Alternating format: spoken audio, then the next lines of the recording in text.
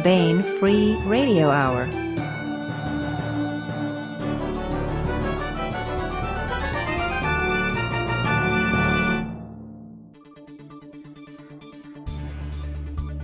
On the podcast, monster hunters see red. Plus, does it take a mullet to bring on a heavy metal storm? Talking squirrels and settled science, trials in defibrillation. Plus, part 16 of our complete audiobook serialization of Larry Correia's Hard Magic. All right now.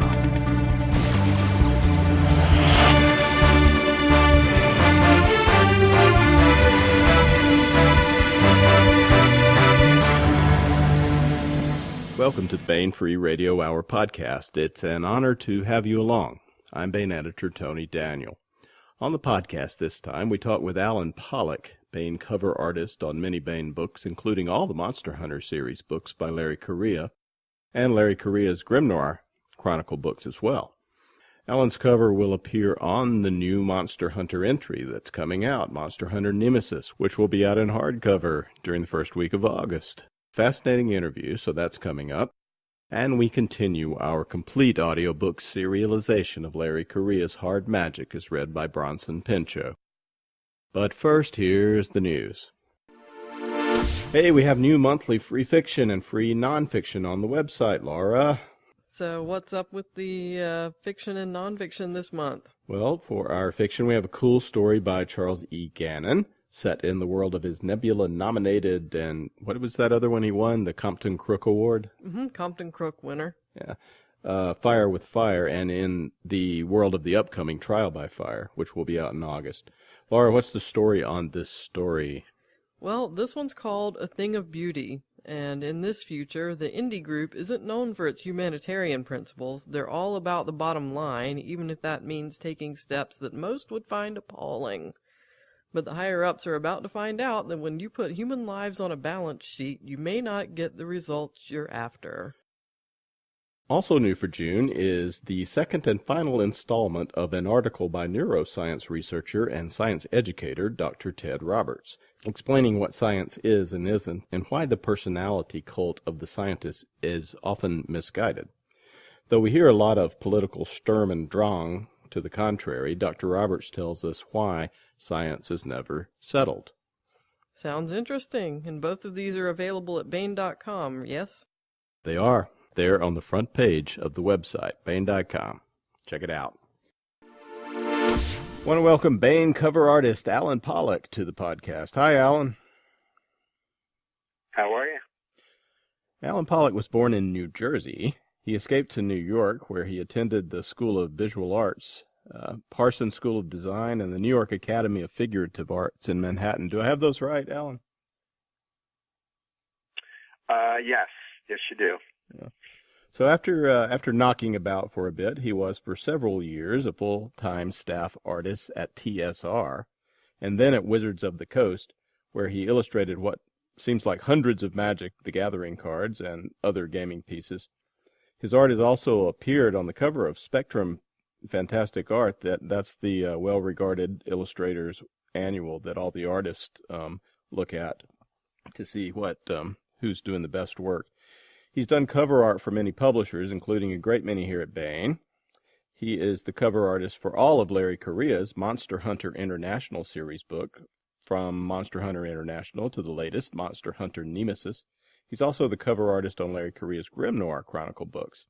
I think my favorite of those is the latest, which is Warbound, very noir. In addition, Alan is the artist for David Drake's horror story collection, Night and Demons. Very cool cover there. And for Sarah A. Hoyt's Darkship Thieves, Sharon Lee and Steve Miller's Fledgling, James Hogan's Migration, a couple of Bertrand Chandler covers in there, and I'm sure I'm leaving something out. Maybe my favorite cover of all is Catherine Assaro's Ruby Dice cover. Alan, can you tell us how you came of it? Can you tell us how you kind of came up as an artist? Did you know it was what you wanted to do from an early age? Well, I wouldn't say it was what I've always been into drawing and monsters and science fiction from when I was little. But as far as knowing that I was going to be an illustrator, I would have to say probably not. Probably not until I got into college, because I really didn't know that was even possible, being an illustrator, when I was little. I certainly loved the genre, but I just didn't know that was something you could do to make money, was to paint creatures and things like that. So it wasn't until I got older and started finding game products and books and things like that where I started to see the artwork on products and realized that somebody was painting them, and that would be a lot of fun to do. So I think I wanted to be a herpetologist or something like that when I was younger, something to do with lizards and creature kind of things, Yeah. Well, you certainly draw them well now. Is lots of practice. And we'll give you more, I'm sure. When did it dawn on you that hey, I can do this, and it'll be incredibly fun, probably? So. Yeah, I think I started out trying to get work with a lot of the New York publishers and didn't have a whole lot of luck because I really didn't have my skills up to par to do the book covers, I thought I did at the time. So it was when I first sent my work to TSR, really. They gave me my first shot at doing a magazine cover for them. I think it was Dragon Magazine, it might have been, or Dungeon Magazine. Those were like their two main magazines, and that was really it. Once I did a cover for them, it was like the Dungeon Magazine was like these underwater hobgoblin things that I painted, and that was it. Once I did that, they started giving me fairly regular work, and that was really, really cool, and started getting paid to create fantasy art, so to speak. So that was the beginning of it. So what was it like? They took you on to staff eventually, didn't they? They did, yeah. It was, I think at the time I had just picked up an agent in New York City, and I was just really, it was only just beginning, so I was getting a little bit of work through my agent, and I was working freelance for TSR. That was pretty much it. And the art director at the time was saying how they were looking to get a staff artist, and asked if I was interested, and I said, yeah, that could be cool, and didn't think anything would come of it, and within, I don't know how long it took, probably a good 6 or 7 months, they were doing a toy fair in New York City, and they were going to be there. TSR was going to be there, the art director, and they wanted to meet me. So I went in to talk to them, and that was it. They hired me on the spot when I went into the interview. So it was pretty cool. Then TSR, I guess TSR got bought by Wizards of the Coast. Is that when you went to start working on the Magic cards and the gaming systems there? Yeah, well, see, when I was working at TSR, it was before Wizards of the Coast actually bought them out. So there was a lot of good times and bad times, let's say. When I first got hired there, I didn't realize all the turmoil that was going to ensue. I mean, it was exciting and fun, and I worked in a room with a bunch of artists, which was really, really, really cool. But it wasn't long. It was probably a 2.5 year stint that I had there, where they started to downsize and get ready to sell the company, and Wizards of the Coast bought it. And I was laid off with a load of other people. A lot of the artists actually quit before they got laid off. So I was one that did not quit, and I was one of the casualties. So, and then Wizards of the Coast bought them out and moved it out to Seattle, and then I think Hasbro took over after that. So, well, what was it like and what's it like when you're working with a bunch of gaming illustrators? You say there's a room, you're all in the same room together doing creative work? That sounds pretty cool.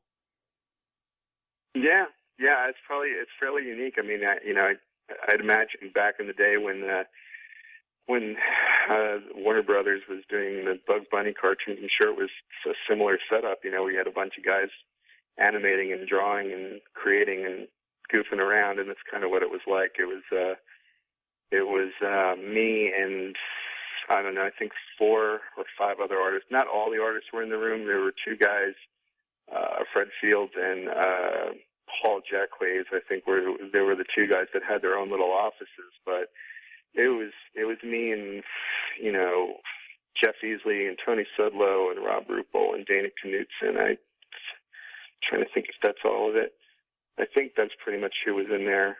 But it was great. It was great. You know, you got to turn up the music and rock out and goof around and, you know, get started late on the work, and sometimes have to come in after hours to make up the lost time because we were always messing around. But yeah, you locked the door and no one bothered us. We were kind of in our own little space. It was pretty cool. Do not feed the artist. Exactly.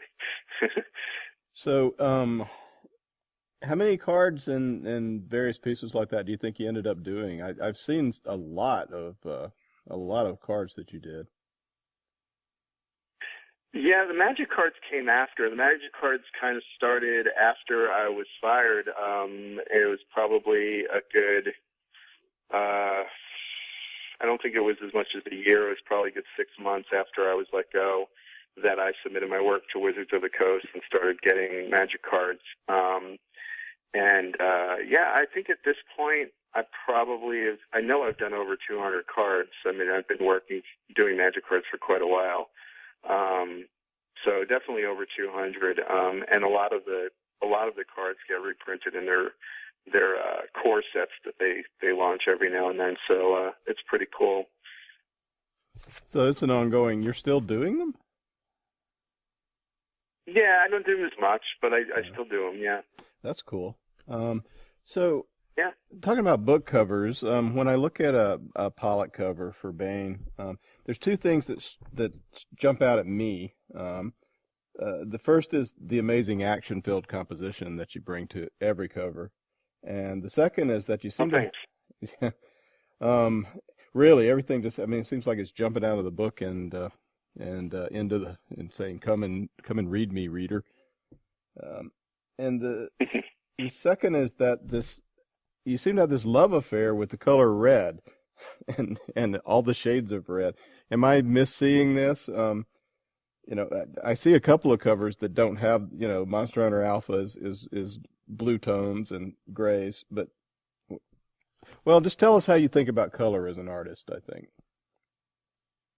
Well, I'm going to have to go back and look because if that's the case, I'm going to have to start coming up with some different color palettes because I don't want to keep repeating myself. But I know a lot of famous artists back in the day used to go through their blue period and green period and red period. So, but no, I think you know, as far as red just pops. So, I mean, it's easy to, you know, to use it as a color to pop it. You know, to always saturate the whole painting in red would probably not be a good thing. But you know, typically, I mean, the color usually is dictated by the scene. For me, it's usually the mood of the painting. I mean, the cover you mentioned before, from the Grimoire series, which happens to be my favorite of the series that I've done. That was pretty not green, but it was pretty. I don't know what you want to call that. A lot of yellows in it. It was a night scene, and it was kind of a monochromatic painting. And there might have been a little splash of red in there somewhere because there were some neon lights. But well, it's sitting over on my desk. Maybe I should. Depends on the cover. It depends on the cover. What colors? Yeah, I mean, you know, if it's a night scene, if it's you know, where they are, you know, I usually go by the lighting. I love creating light, and I usually, a lot of times the color is dictated by the light source, the time of day, you know, or the mood of the scene, you know. So I don't know if I'm repeating some color schemes. It might have to do with that. It might have to do with the type of book that I'm reading. I tend to stick pretty close to. I tend to try to find a scene in the book that gets me excited. I'm not very good at reading a book and then coming up with a scene or an idea that is not in the book. Some guys are really good at doing that, coming up with an alternate scene that might have been edited out, kind of an idea where it's not in the book, but it has the flavor of the book. Yeah. I've always been a big fan of Michael Whalen, where he kind of, you look at the cover and you go, oh, that's that character, and oh, that's that scene, and that's what's going. I guess it's growing up too with album covers back in the day when they had the big album cover and you listen to music and look at the album cover and tie the two together, and the music with the art. And so for me, the book cover usually has to reflect the story. So that's always how I go about it.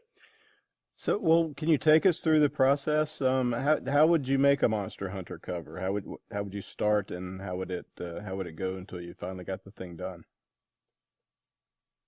Well, for Monster Hunter, Larry's awesome. His stories are so visual, especially the Monster Hunter series. There's so many cool scenes and characters and craziness that goes on in that series. I love it. It's I really am crossing my fingers that someday they make a TV series or a movie based on those books. I really hope so. But for him, really any book, a lot of times they want the main character on the cover. A lot of times they want a female character on the cover as well. It tends to draw I don't know if the audience is typically male. I'm not really sure about all that kind of stuff, but they usually want the main character on the cover, so that kind of sets it. So if I'm going to do a scene from the book and the main character has to be in the scene, that kind of narrows it down quite a bit.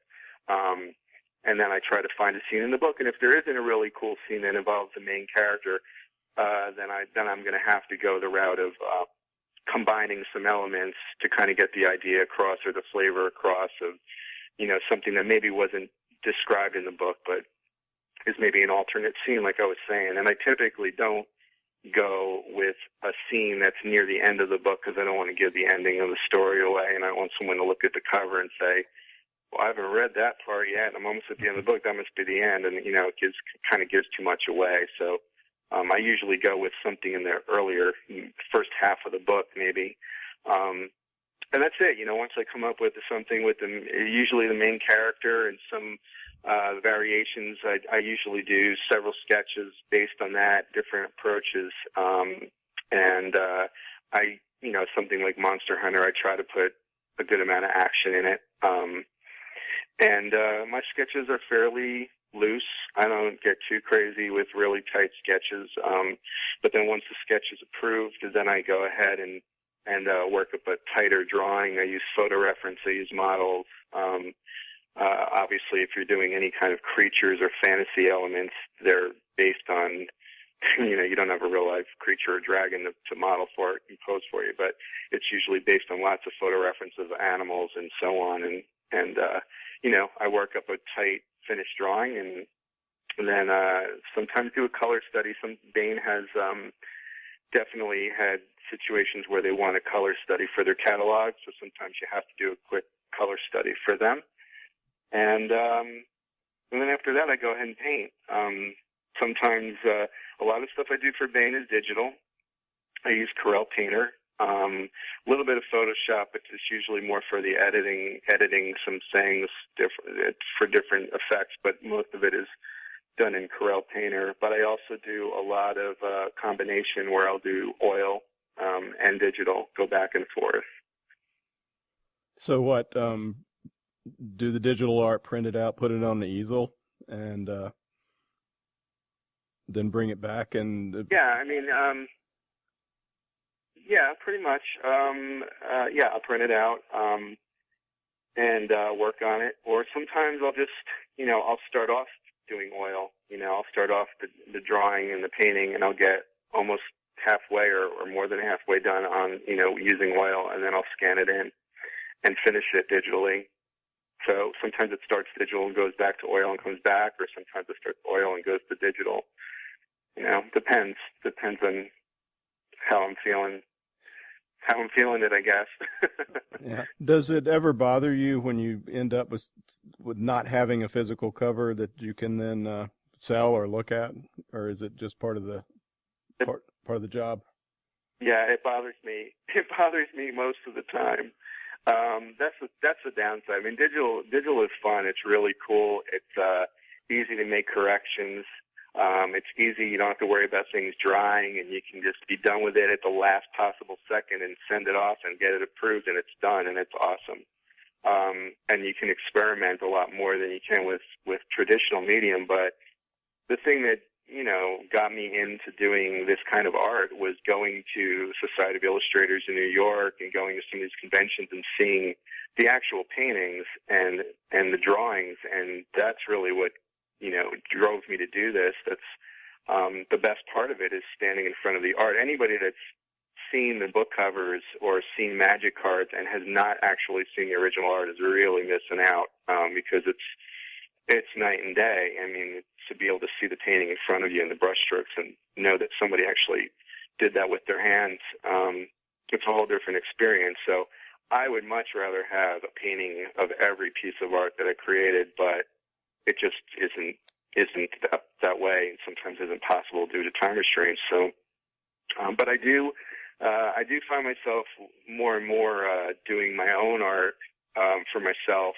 for either collectors or there are a lot of conventions out, like LuxCon and Spectrum Live, where they encourage traditional medium, for collectors. And so for those kinds of conventions, you need to have traditional paintings. You need to have, original art to sell if you want to make money at those conventions or even attend. LuxCon is strictly traditional medium. So, what kind of, when you do traditional medium, what is the traditional medium that you prefer the most, or is there one? Yeah, it's always oils. Oils or pencil, either way. But for color, it's always oils. It's always been oils. So, actually, that's not true. When I was in high school, I actually started with acrylic. I used to do when album covers were big back then. That was in the early '80s, I guess it was. A lot of I did a lot of heavy metal album covers, and that's kind of music I liked anyway. So, I did a lot of Iron Maiden covers and things like that were, again, driven by creatures and things. And so I used acrylic and painted on backs of denim jackets and would sell them for some pocket change to buy more albums, pretty much is what it went to. So That's I don't know pretty why cool. I started off with acrylic paint, doing cover jackets, and then somehow when I decided to paint for a living, I didn't continue doing acrylic. Somehow I dropped that ball and picked up oils and started doing oils. I love oils, though. I mean, it's just the richness and the blending and the color, everything about it, to me is superior. But that's, personal choice, I guess. Has anybody ever shown up with one of those jackets at a show or at a convention? No. I did quite a few for friends of mine, and I know that some of my friends from back then still have them. I know one of my friend's sisters has one. But I did a lot of paintings for people that I was not friends with, that I went to high school with, that I haven't seen since. So, it's not like there's hundreds of them out there. There might be 20 or 25 of them out there floating around, and they're, by now, I mean, they could have disintegrated by now. So depends on how much they were worn, I guess, and how much they were washed too.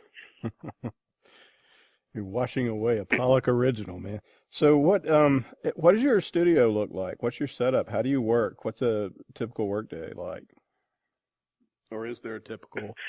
My studio, well, I wish I had this really, really cool studio, but I don't.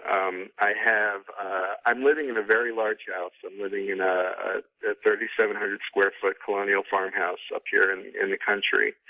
And when I first moved in here, there's 4 bedrooms in the house. So I took the guest bedroom. It's a very bright room, but that's where I painted. And I'm not going to get into all the personal stuff that went on with divorce and everything else, but that's pretty much where I painted and worked. And never really bothered to fix it up into a really cool studio, but it was bright and it was a good room to paint. And so that's where I worked for the most part. And then over the past 2 years, my girlfriend moved in with her kids.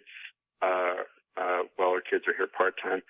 She moved in, and by doing that, with my 2 kids being here, I ended up giving up my studio space to her daughter, and I moved my studio into a small office in the house. So it's only temporary, but I am here in a smaller room in the house with some windows, but it's very small and somewhat cluttered because it's, small room and things just get thrown every which way when you work. So, it's not a very exciting studio, but, I have my computer and my drawing table and plenty of brushes and paints and plenty of reference material and lots of art books and everything else around, shelves with toys, lots of toys, action figures, aliens, dragons, some Lord of the Rings stuff, robots, anything. Any of that kind of stuff is really good for reference. Any kind of robot or dragon that you can hold in your hand and twist and turn, and for ideas or for drawing and working out anatomy, anything like that. If you get a good one, is handy. So skulls, animal skulls, any kind of thing like that. So. It's not a very exciting studio, but... Well, it sounds pretty exciting. Someday. The way you're describing it sounds sounds pretty exciting. It's, when people walk in, it's kind of like, whoa, because, I think your typical person, I'm going to be 50 this year, so while I don't feel I look 50 or feel 50, I think your average 50-year-old guy does not have action figures in his room and video games and some of the things that I have in here. So I think, for your average Joe, if they walk in, they would probably be a little surprised. But it's all visual support and visual excitement and things that inspire me. So it works for me. I play guitar, so I have my guitars in here and my amplifier, and it's all good. Well, there's not a whole lot about you out on the web. I couldn't find many interviews, but I did run across your great Pinterest page.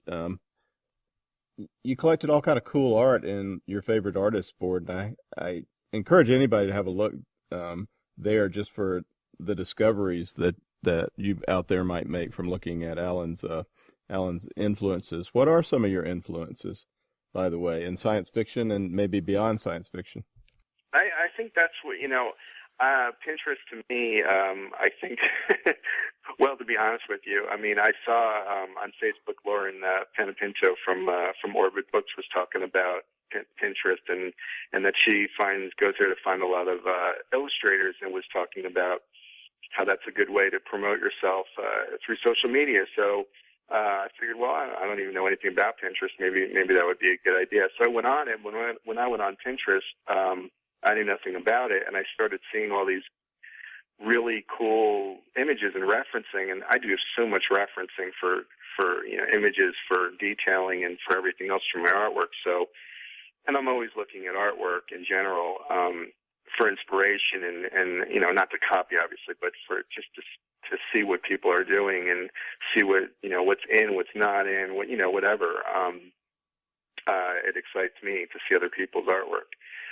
So I went on there and started just seeing all this really cool stuff. And then I started making my own folders and they call them boards on there. So I started making my own boards for this and that and the other thing. And it wasn't so much to be like, hey, come follow me, but it was more for me to have a place where I could go and have folders separated for all the different things that excite me, So, and, of course, I'm sure most artists think that everything that they like is the coolest stuff.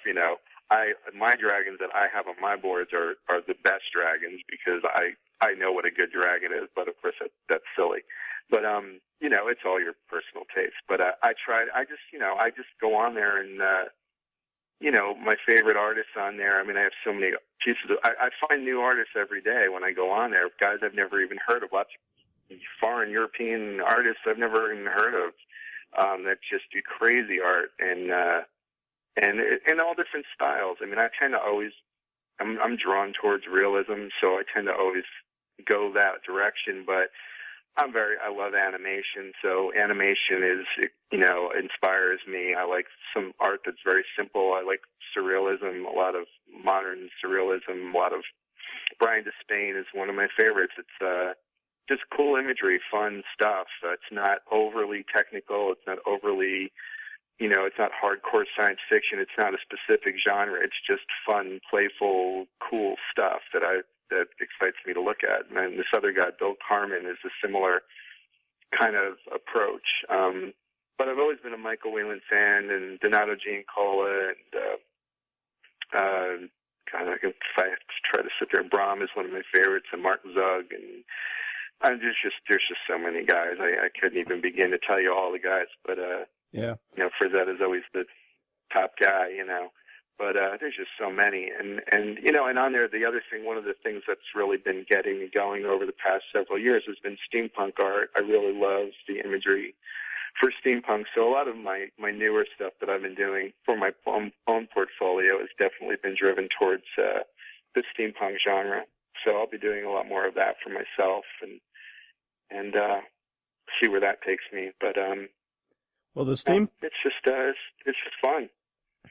The steampunk really seems to border on surreal at times. You can do some really whimsical stuff with it. Yeah, absolutely.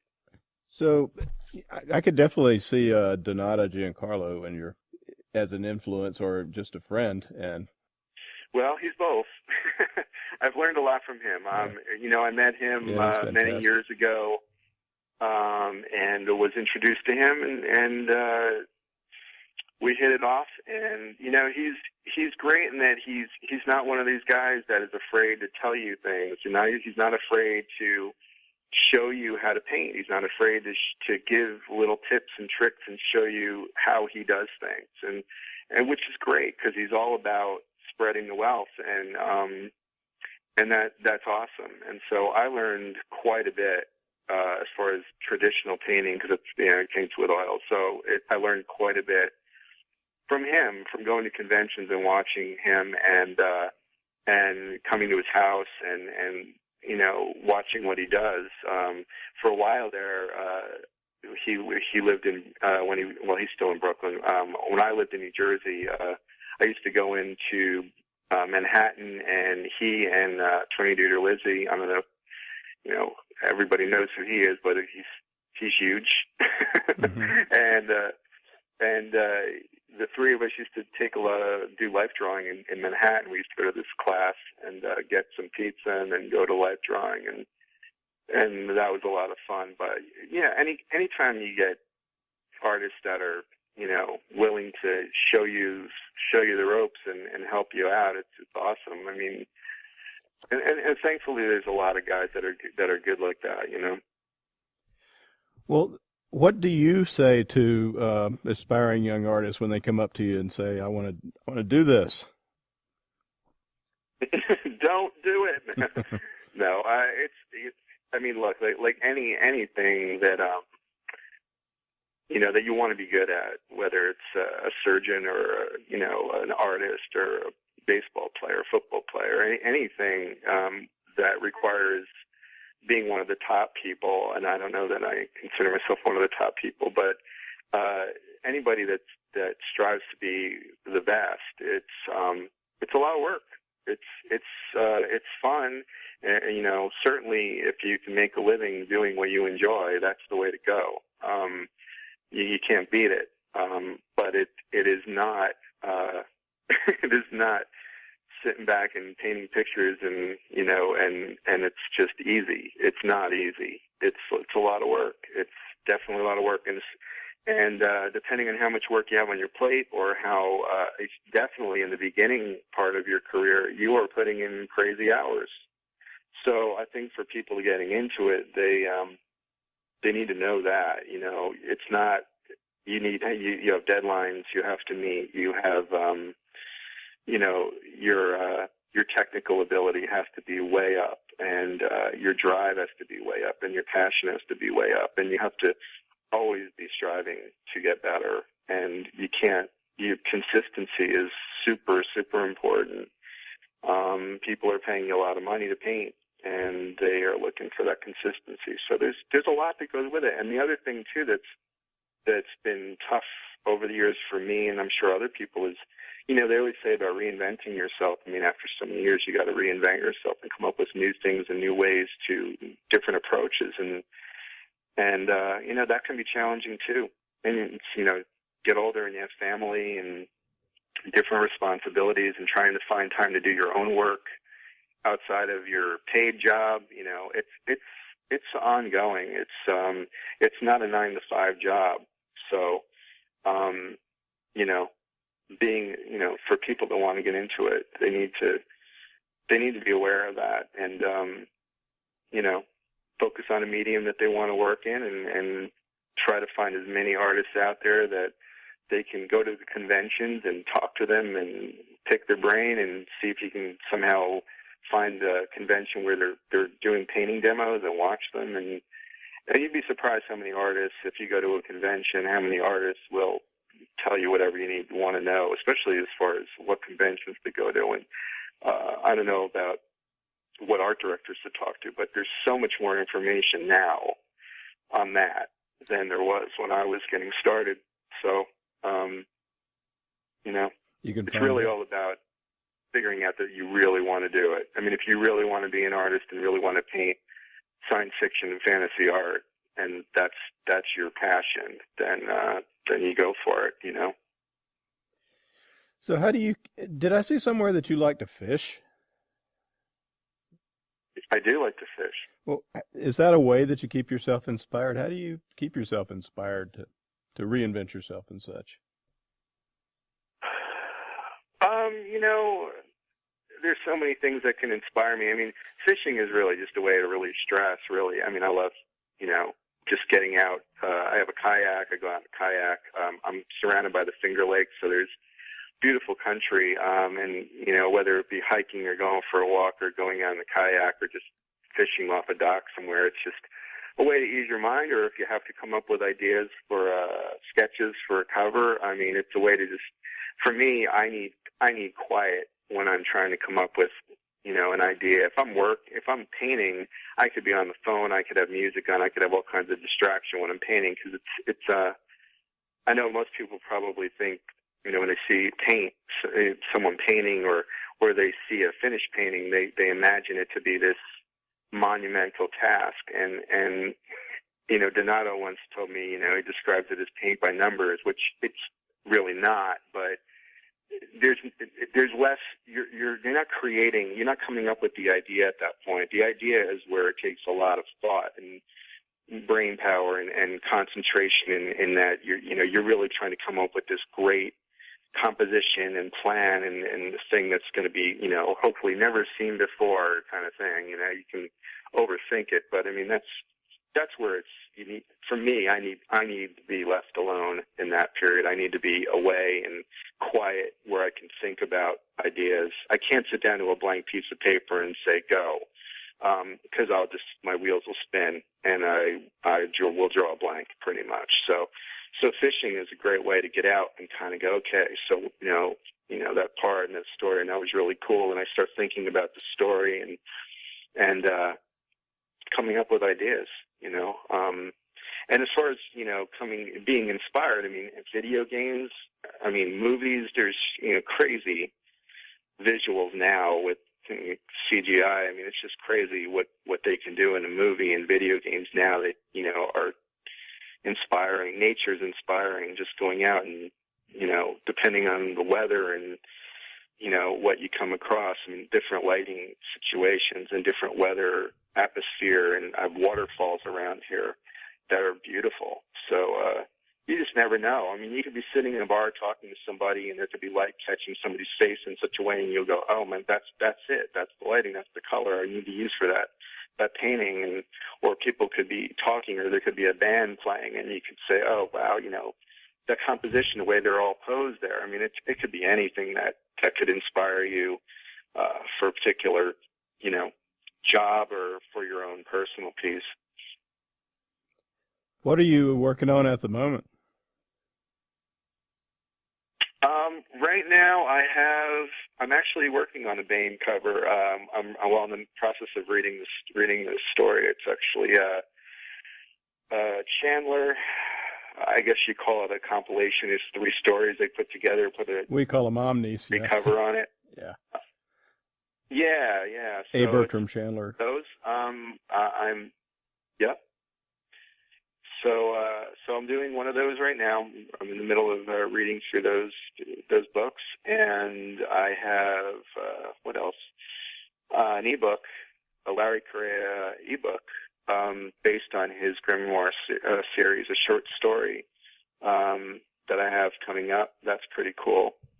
And I'm also doing something for an author that's doing this self-published book based on a traumatic event that happened to her in her life. It's totally different from science fiction or fantasy, but the actual cover is going to be more on the surreal side, which is kind of where a lot of my own personal work is going.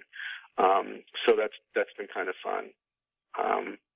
And I have a convention coming up that I need to do some drawings and small paintings for to make some money.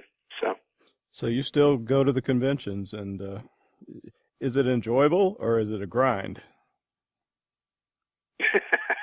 Well, I shouldn't ask you that. I mean, I don't do enough of. Yeah, no, I don't do enough of them for it to be a grind. I imagine if I'm sure there's guys out there that do a lot of them, and maybe make a living doing it, but I don't do enough of them for it to be a grind. So for me, it's fun.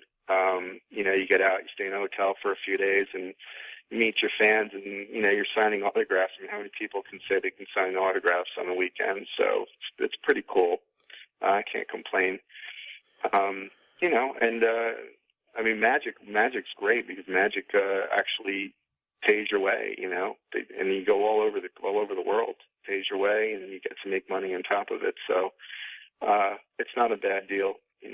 Sounds like it.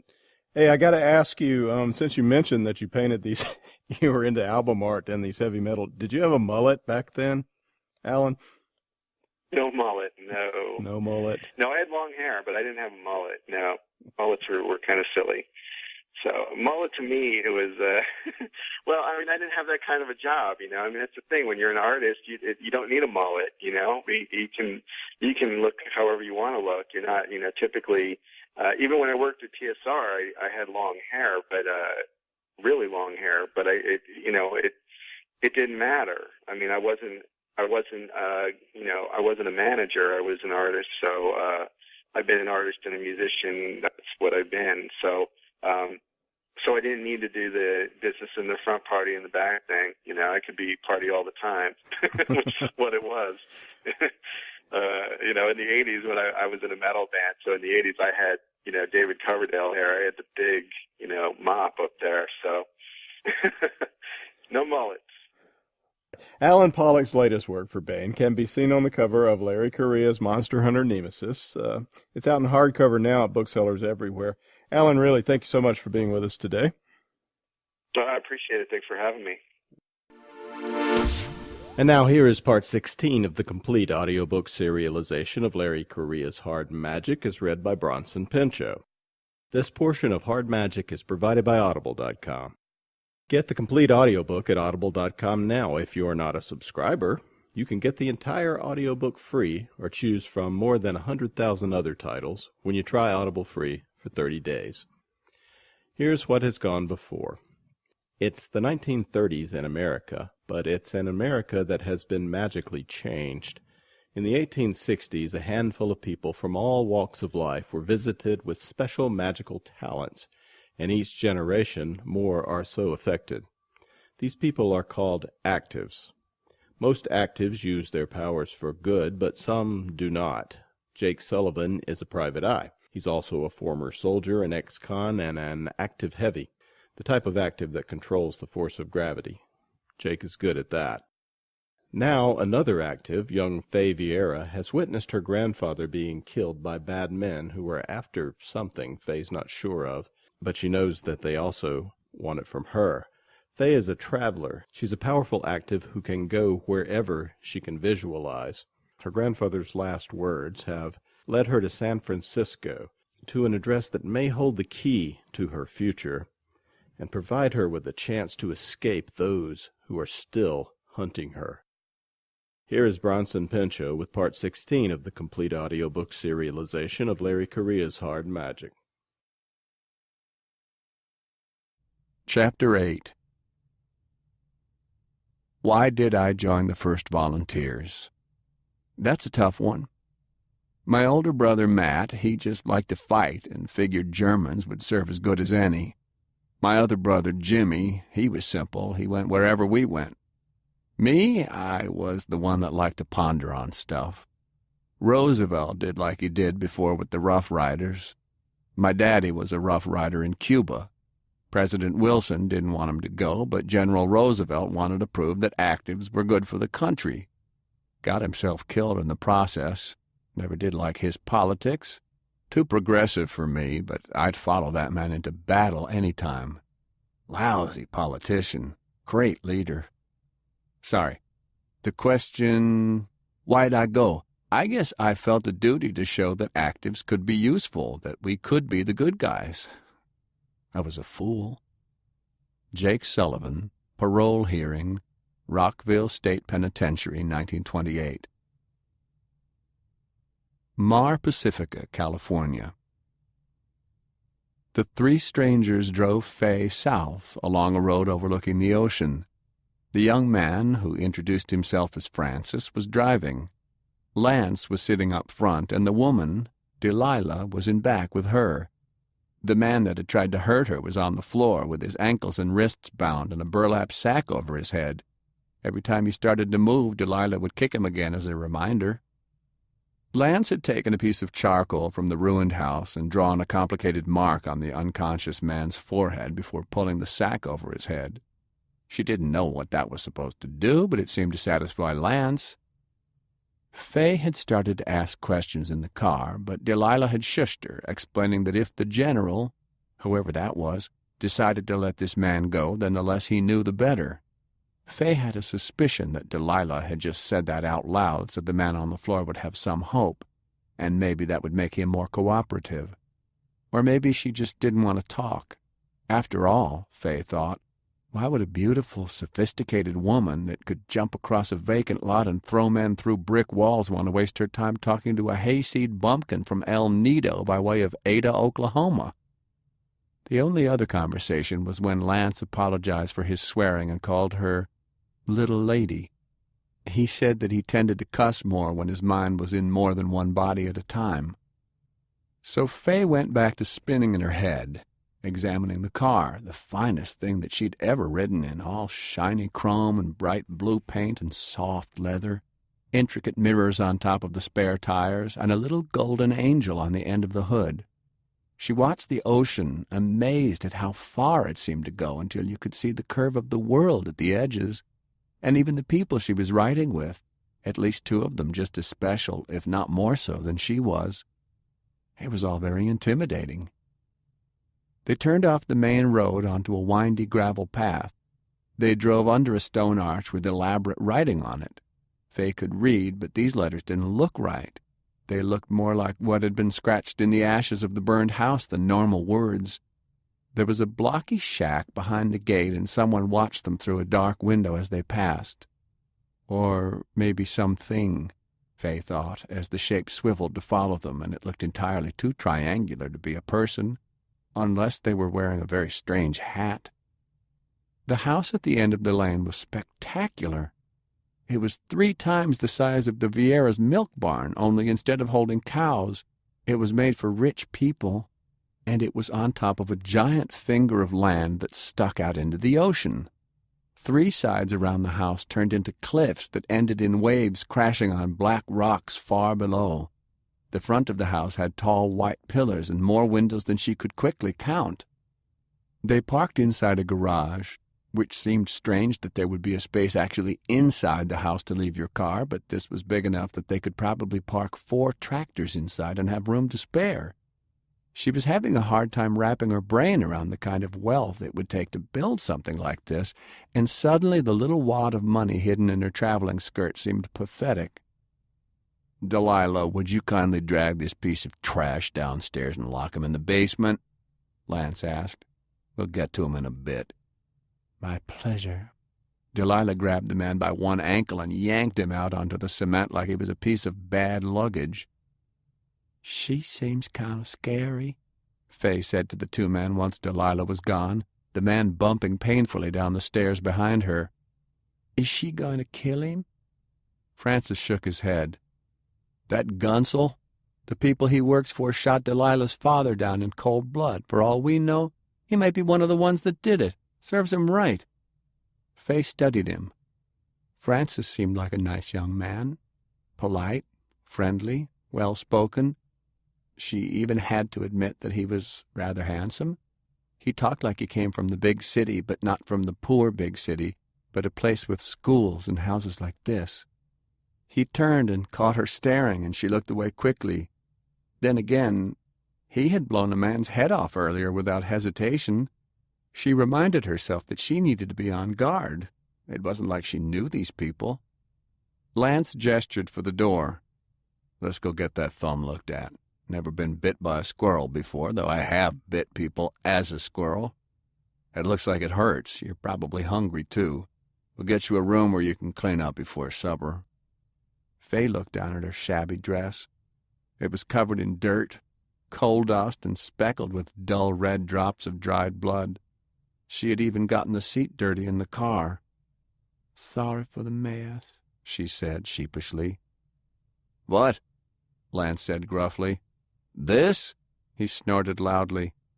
Girl, you don't know much about what goes on around here, but let's say that I've seen a whole lot worse. Come on. You've probably got a bunch of questions, and I've got a few myself, like who your grandpa was, why he gave you a Grim Noir Knight's ring, and why those goons were following you. That reminded her. I need to speak with someone from that note. Is Pershing here? Or Christensen? Jones? South Under? It's really important. My grandpa's last words were that I needed to talk to somebody named Black something. Francis and Lance glanced at each other. The muscular Lance only came up to Francis's shoulder, so he actually had to look up. Your call, Francis said. The younger one was dressed in a fancy suit, and Lance was wearing worker's clothes and a dusty hat, but it was obvious which one was in charge. Nothing personal, but I want some of our people to talk to you first. I'm in charge of security around here, and nobody gets to see General Pershing until I say so. She had not come all this way to be turned back now. You listen here. I need to talk to Black somebody. My grandpa said so. Fay reached into her voluminous skirt and pulled out the little Tesla device. I think this has something to do with it. She held it out, and Lance took it, scowling as he read the plate. My grandpa was murdered by men looking for this, and I'm not going anywhere till I find out why. Oh, this ain't good. Not good at all. Lance hesitated like he was going to keep the device, but then he shook his head and passed it back. He looked at Francis. I hope this ain't what I think it is. Keep an eye on her. Don't let her snoop in anything. Then he limped away, grumbling. He's grouchy, Fay said when Lance was gone. You'd probably like to freshen up, Francis suggested. When she returned from the washroom, Francis was waiting with a sandwich on a plate. I had the cook make this for you, he said. You have servants? Well, of course, this was one of my father's estates, he answered proudly. The society has been using it since the old headquarters was destroyed. She took the sandwich. It must be nice to be rich. Servants and indoor plumbing. Well, he stammered. I wasn't going to brag, but yes, I suppose it is rather nice. Please sit down. He gestured toward a nearby table. The interior of the home was amazing. Electric lights were on every wall. This is the nicest dining room I've ever seen, Fay said, settling into a padded chair. Well, actually, this is where the help eats. The dining room is back there. He drifted off, uncomfortable. Sorry, bragging again. For some reason his embarrassment made Fay smile. She liked this Francis. She ate her sandwich. It was good. Lance returned a minute later. "Here's the deal. You seem like an all right kid, Fay, but we deal with some strange types, and there's more than a few folks who'd want nothing more than to see him dead. In fact, the predicament we're in now is because I didn't do my job a few years ago, and somehow somebody got through and put a curse on him. It ain't nothing personal, but I'll be needing to hold on to your little gun, and if you try to use any magic on the General, I will kill you. Do you understand?" "No need to be impolite," Francis said. "I once saw a 6-year-old slash a man's throat with spikes that came shooting out his fingers," Lance pointed out. "Fine," Fay said, removing the Ivor Johnson from her pocket and passing it over to Francis. "I want that back. It cost $10 whole. They left the kitchen area, through some sort of service room, past a workshop full of machines, out into a giant foyer, then up a flight of stairs. Lance's limp was more pronounced going up the stairs, almost like one leg was shorter than the other. "What happened to your leg?" Fay asked. "I left part of it in a demon's stomach," he responded without turning around. Francis leaned forward and whispered in her ear, "You can't get a healing if too much time's passed. If it's healed on its own wrong, it'll stay that way. A surgeon tried to fix it later by cutting out all the poisoned bone. He's sensitive about it." He heard, "Shut up, Francis." "You can control animals?" "Sort of." Fay smiled. "That would be the best power ever back on the farm. No cow would ever kick me in the hands again. What was that mark you put on that man's head? What's with the funny writing on the gate and in the house?" "Magic spells. Do you ever get tired of asking questions?" Fay thought about that for a second. "No. Where are we?" Lance sighed as they reached the top of the stairs. He knocked politely before entering the first room. A beautiful blonde woman wearing a white sundress was sitting in a chair reading a thick book. "Hey, Jane." She looked Fay over as she stood. "Oh, honey, what happened? You've got a hole in your foot, and something bit your hand. You should have called me and I would have come down. Imagine making the poor thing walk up here with a hole in her heel." "How'd you know?" Fay asked, but was ignored.